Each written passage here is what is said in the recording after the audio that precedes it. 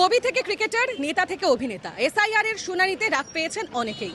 সেই তালিকায় রয়েছেন সাংসদ তথা অভিনেতা দেবও।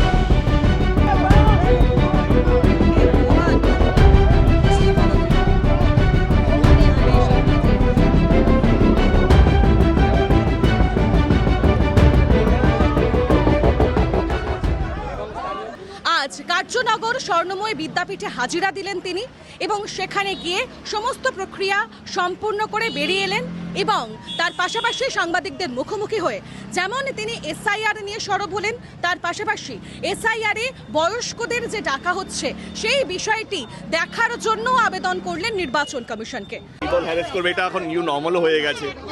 মানে এমন নয় কি আমি খুব যে পলিটিক্সে আসার পরে যে খুব নর্মাল লাইফ লিড করছি তা নয়।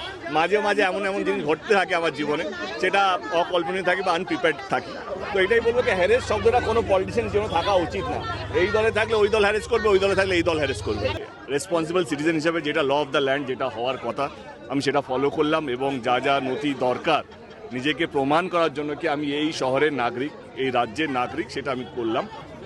আমাদের মতন ইয়াং জেনারেশনে কোনো আপত্তি নেই, কিন্তু যারা সিনিয়র সিটিজেন, যারা একা থাকে বাড়িতে, যারা হাঁটুর ব্যথা, যারা ভয় পায় এতগুলো লোক দেখতে, কোথায় লাইনে দাঁড়াবো, আমি হারিয়ে যাব না তো, এরকম প্রচুর মানুষ আছে। তাদের কাছে যদি রিপ্রেজেন্টেটিভ পাঠিয়ে মানে যদি এই ফর্ম ফিল আপের যে নিজেকে প্রমাণ করার যে দায়িত্বটা আছে সেটা যদি বাড়িতে বসে তারা যদি পায়, আমি বলছি সিনিয়র সিটিজেন মানে 70+, 80+, যা 90+ আছেন, তাদের জন্য যদি নির্বাচন কমিশন একটু ভাবে তাহলে ভালো হবে। ক্যামেরায় মৈনাক বাগচির সঙ্গে আমি তনুশ্রী চ্যাটার্জি, এই সময় অনলাইন।